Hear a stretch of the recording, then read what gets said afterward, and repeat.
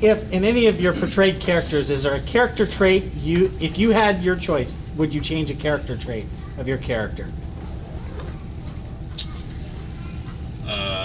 Well, Yoda, no, because it's not mine to change, and that's just the way it is. I'm a caretaker. Yularen, it'd be nice if he, killed someone once in a while. I'd like Yularen to be a little bit more of a bad. Yeah. But and the opening narrator, it'd be nice if he got a weapon or even a face. A face would be good. Yeah, with Ahsoka, I do feel in the beginning she probably came out of the gate pretty strong, which I know rubs some people the wrong way. I think it was because it was a new character when we were still trying to figure her out.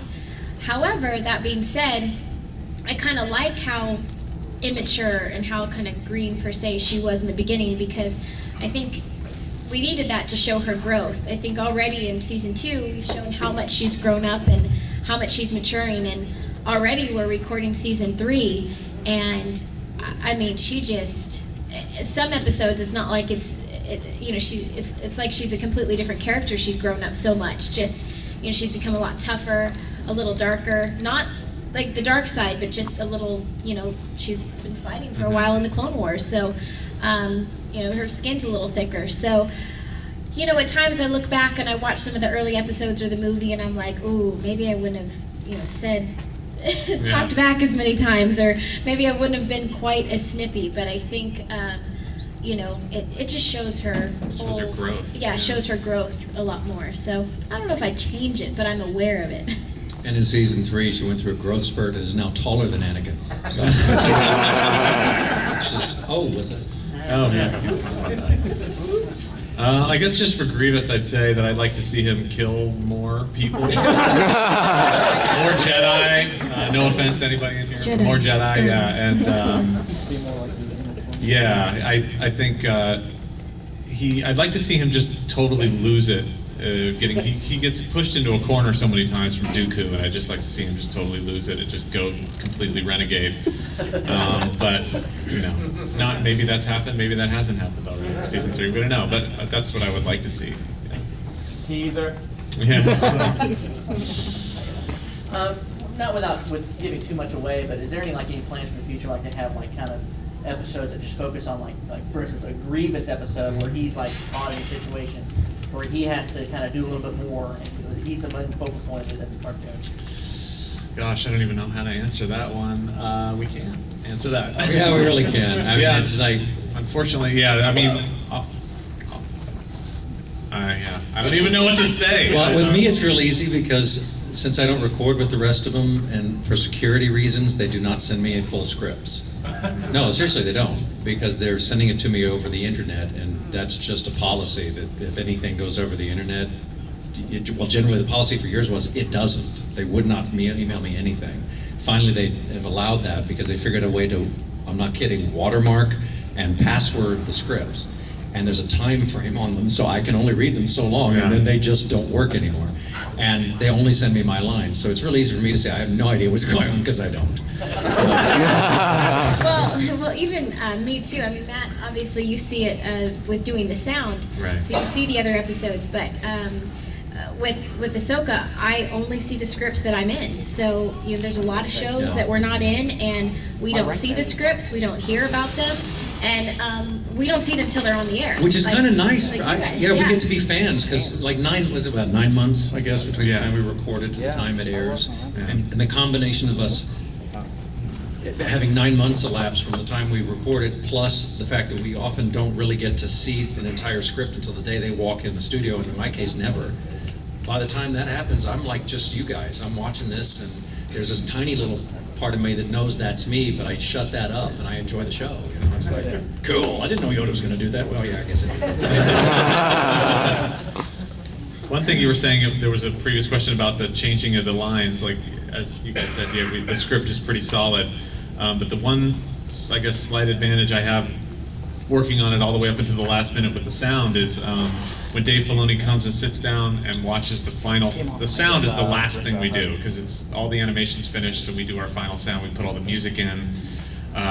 Sometimes, like when the battle droids say something that he wants to change a joke or add a joke or refine something, since they have no mouth, we could just sit there and riff and do another joke now that the final animation's in place. Sometimes it is hard when you don't have any visual reference of what you're doing as an actor to do the whole script, and then it'd be great, it'd almost be great if we had a second pass at it after the animation was finished, just now because you can see all the the final renders and everything. And so that's the one slight thing that we change every now and then. We'll change some lines, or sometimes my coworker Dave and I will change lines without telling Dave Filoni and see if he even notices. And if he likes it, we leave it in there. And if he doesn't, we take it out. So. I left with you. Yeah, okay, good. Thanks. That was funny.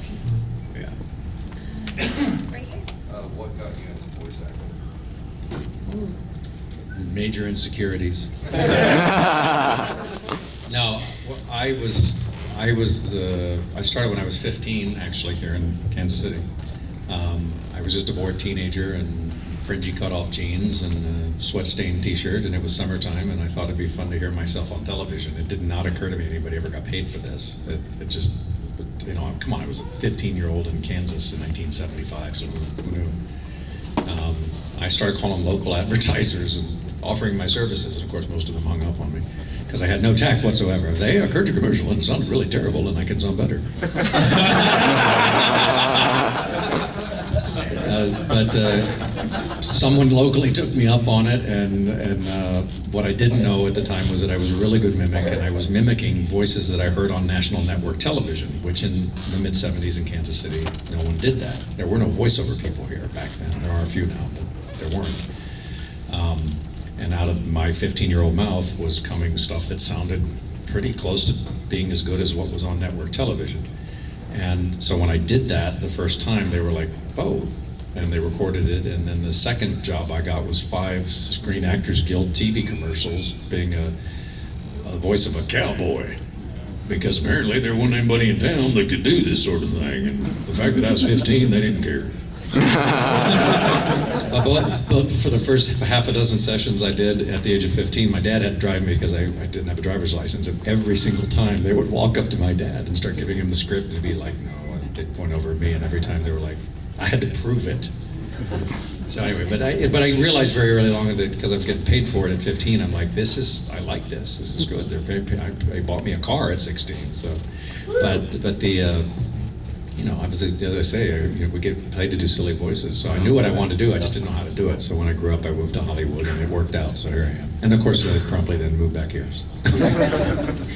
A slightly different story. I actually started with more on-camera acting, doing a lot of kid stuff, and actually a lot of sketch comedy.